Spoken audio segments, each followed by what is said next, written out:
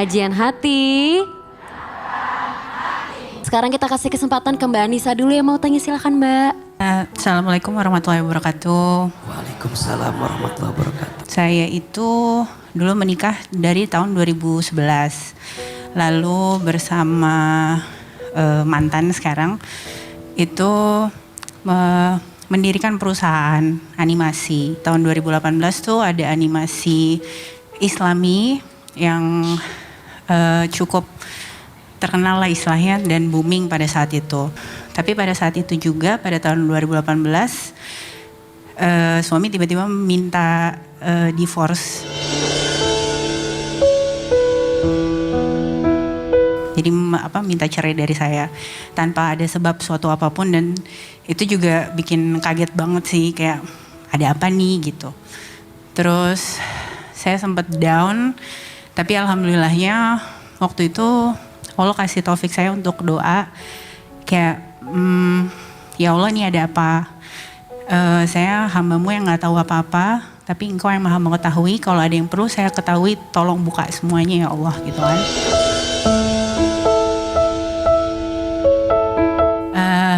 Dan ternyata pada saat itu ya ketahuan kalau misalnya mantan tuh selingkuh, punya wanita lain dan lain sebagainya. Lalu setelah ketahuan gitu, dia sih coba minta maaf, begging dan lain sebagainya. Dia bilang hilaf, itu baru pertama kalinya dan lain sebagainya. Dan pada saat itu saya mungkin bingung kali ya, belum bisa berpikir secara panjang gimana, apakah harus saya maafin atau enggak. Tapi waktu itu sih yang lebih beratnya adalah ya untuk menyelamatkan perusahaan dan animasi tersebut gitu. Akhirnya saya ya udahlah kita coba lagi gitu. Tapi qadarallahnya ya kan, kalau udah ada pengkhianatan seperti itu kan rasa trustnya tuh susah banget untuk ada lagi gitu kan, jadi curigaan, jadi apalah gitu-gitu. Nah, qadarallahnya tahun 2022 itu ya beliau minta cerai lagi tanpa sebab lagi, tapi ya saya udah lebih paham lah maksudnya polanya seperti apa.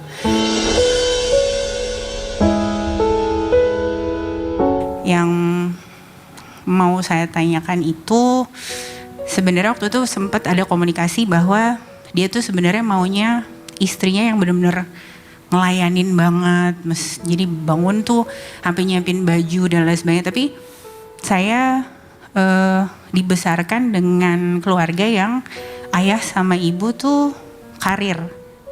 Jadi saya lihatnya tuh ayah sama ibu ya, jadi ibu ya paling semua disiapin sama mbak, udah siap gitu-gitu. Nah pada saat dia bilang kayak gitu tuh, oh iya ya saya salah juga mungkin di situ ya, harusnya ngelayanin dan lain sebagainya. Cuma itu dia, kenapa nggak dia komunikasikan aja dulu gitu. Jadi sebenarnya pertanyaan saya satu itu, sebenarnya saya salah nggak sih Ustadz pada saat itu? Karena saya benar-benar nggak tahu dan dia nggak komunikasikan, atau apakah itu harusnya udah by default, maksudnya ya harusnya kamu udah ngerti gitu kan. Kedua kan ya qadarallahnya pada saat perceraian ini, jadi saya tuh istilahnya bisa dibilang dizolimi ya, karena saya dikeluarin dari perusahaan, terus nggak ya pokoknya nggak dianggap lah dan lain sebagainya, dan nggak dikasih, tadinya tuh bahkan nggak dikasih nafkah idah sama mut'ah tuh enggak. Jadi sampai terus hak saya tuh masih tertahan lah istilahnya di beliau.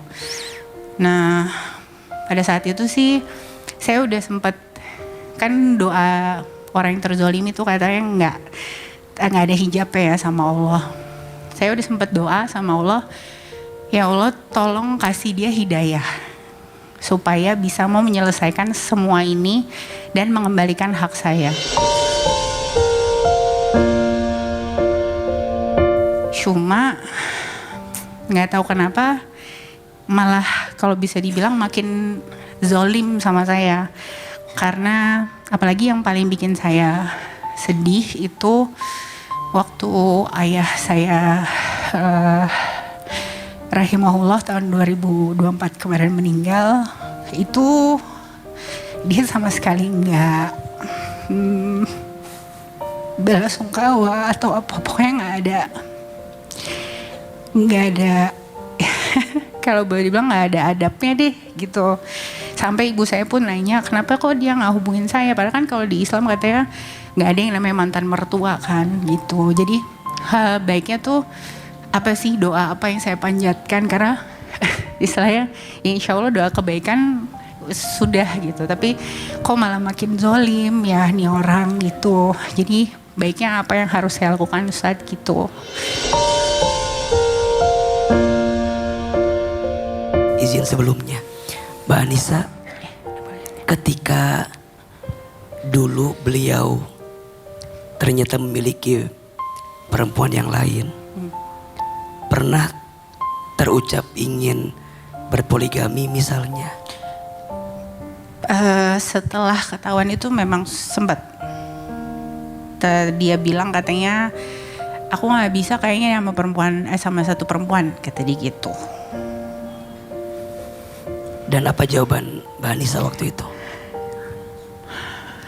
Pada saat itu ya nggak tahu ya, mungkin karena udah setelah menjalani ups and downs ya, terus maksudnya sama Allah tuh dikasih apa, saya suka bertanya apa sih hikmahnya nih ya Allah, apa sih gitu ya. Saya sih waktu itu atas taufik dari Allah saya jawab ya kan karena itu syariat juga kan.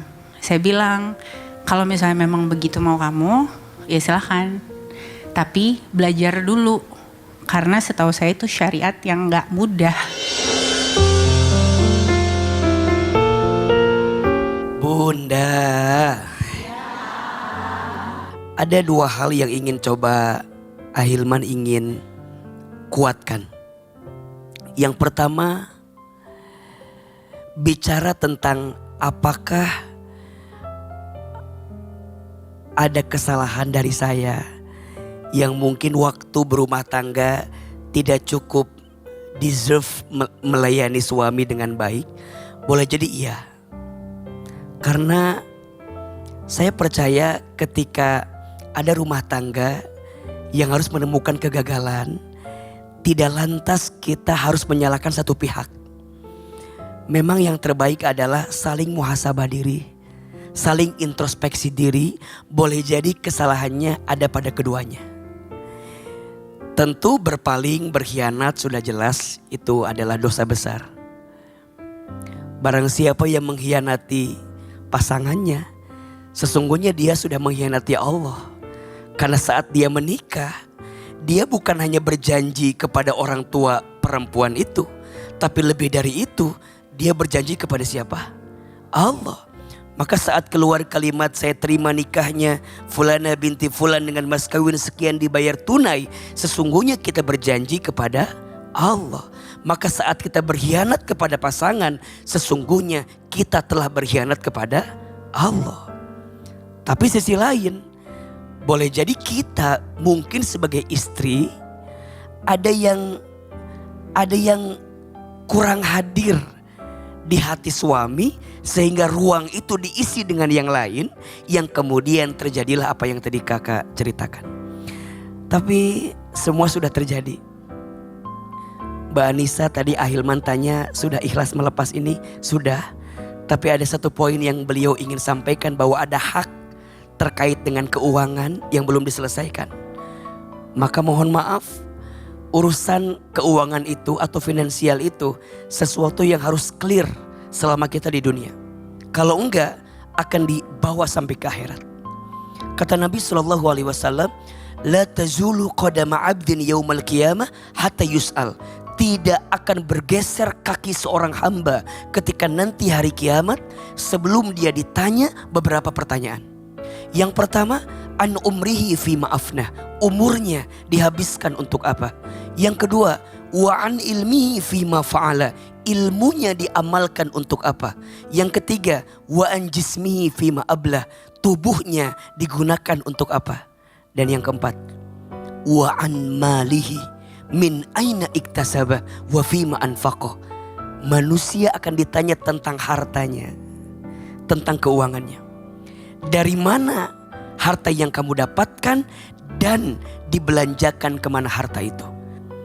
Maka PR-nya untuk siapapun yang punya janji, yang punya hutang, selesaikan. Jangan sampai ibadah kita di dunia jadi habis pahalanya karena ada hak Adam yang tidak kita selesaikan. Mbak Anissa terus berjuang mengejar haknya karena membela hak itu adalah kewajiban. Sampai titik mana? Sampai Allah berikan kekuatan kepada dirimu. Dan Mbak Anissa jangan pernah merasa, Ustadz kenapa ya? Aku yang disakiti, kok aku yang makin sengsara? Sedangkan dia kok baik-baik saja. Kan sering gitu ya. Gak sedikit di antara kita suka bilang, kenapa? Aku yang disakiti, kok aku yang makin tersiksa? Kok orang yang nyakitin kayaknya baik-baik saja? Mohon maaf. Dalam kacamata dunia mungkin baik-baik saja. Tapi dalam kacamata Allah, pengadilan akhirat tidak akan pernah salah menilai seseorang. Dan hati-hati dengan istidraj. Istidraj itu adalah satu keadaan yang seakan-akan orang itu baik dalam kehidupan dunianya, tapi ternyata ada hak Allah yang dia tidak tunaikan. Dia lupa sama Allah. Sesungguhnya dia sedang menyiapkan dirinya untuk dijatuhkan oleh Allah. Kalaupun bukan dunia balasannya, pasti akhirat balasannya. Mbak Anissa jangan pernah merasa hidup ini gak adil dengan semua yang terjadi. Biarkan semuanya berjalan. Banyak istighfar, banyak bertobat. Coba nanti banyak dibaca surat Al-Baqarah ayat 250. Ini doa agar kita dikuatkan dalam kesabaran dan kita bisa melewatinya dengan segala kebaikan. Rabbana afriq alaina sabran wa thabbit aqdamana wansurna 'alal qaumil kafirin. Semoga Allah lapangkan hatimu.